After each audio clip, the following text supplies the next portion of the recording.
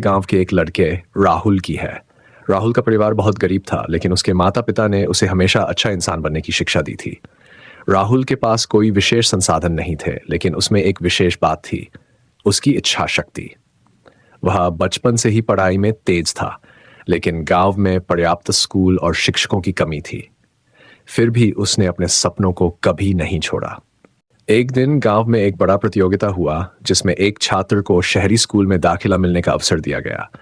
राहुल ने यह प्रतियोगिता जीतने का फैसला किया, लेकिन इसके लिए उसे बहुत मेहनत करनी थी।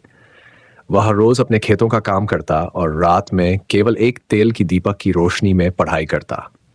उसकी आंखों में नींद थी, लेकिन उसका हौसला हमेशा जागता था। उसे अपने माता पिता का सपना और अपनी मेहनत का फल पाने की उम्मीद थी। सभी प्रतियोगियों को एक कठिन प्रश्न पत्र दिया गया, जिसमें गणित, विज्ञान और अंग्रेजी के कठिन सवाल थे। राहुल के पास कोई कोचिंग नहीं थी, लेकिन उसने खुद को इतना मेहनत किया था कि वह सभी सवालों का सही जवाब देने में सफल रहा।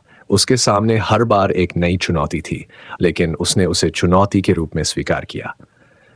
वह जानता था कि सफलता के लिए किसी विशेष संसाधन की जरूरत नहीं होती, बल्कि आत्मविश्वास और मेहनत से हर मुश्किल को पार किया जा सकता है। जब परिणाम आया तो राहुल का नाम पहले स्थान पर था। उसे शहरी स्कूल में दाखिला मिल गया और उसकी जिंदगी बदल गई। यह केवल राहुल की मेहनत का परिणाम नहीं था, बल्कि उसके विश्वास और आत्मनिर्भरता का भी था।